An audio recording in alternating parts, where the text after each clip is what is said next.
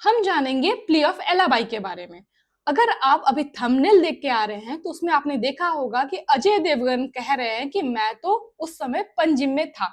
इसका मतलब ये कि जब घटना घटित हुआ उस समय वो जो अक्यूज्ड है वो वहां पर प्रेजेंट ही नहीं था, वो तो कहीं और ही था।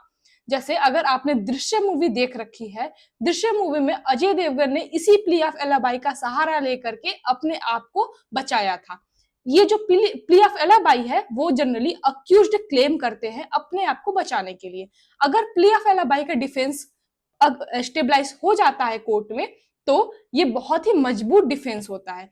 अगर मतलब ये कि एक जो व्यक्ति है वो ये गोवा के किसी एक सिटी में है और दूसरा सिटी जो है वो पंजिम है, पी, तो इस व्यक्ति को इस ए सिटी से जाने में, ये जो पी सिटी में जाने में कम से कम 4 से 5 घंटे का समय लगेगा। अब उस 4 से 5 घंटे के बीच में अगर यहाँ कोई घटना हो जाती है और वो व्यक्ति ये साबित कर देता है कि मैं तो इस ए जगह पर नहीं था, मैं तो इस पी वाले जगह पर था, तो वो पूरी तरीके से इससे बरी हो जाता है कि जब वो वहां पर था ही नहीं तो हम उसे कैसे अक्यूज्ड बना सकते हैं।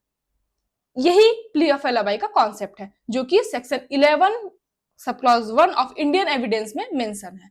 It is always advisable to raise the plea of alibi at the earliest possible opportunity.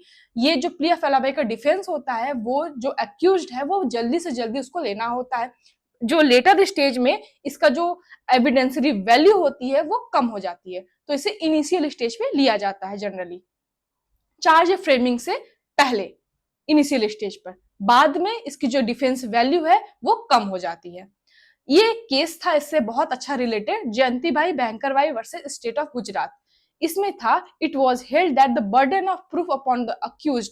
इसमें जो बर्डन ऑफ प्रूफ होता है वो अक्यूज्ड के ऊपर होता है क्योंकि उसे ही प्रूफ करना है कि वो इस ए शहर में नहीं और वो इस पी शहर में था, तो इसमें पूरा बर्डन अक्यूज्ड के ऊपर होता है।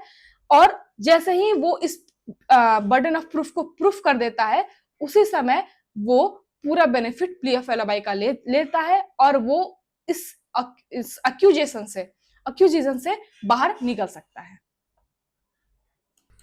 या बर्डन से फ्री हो सकता है।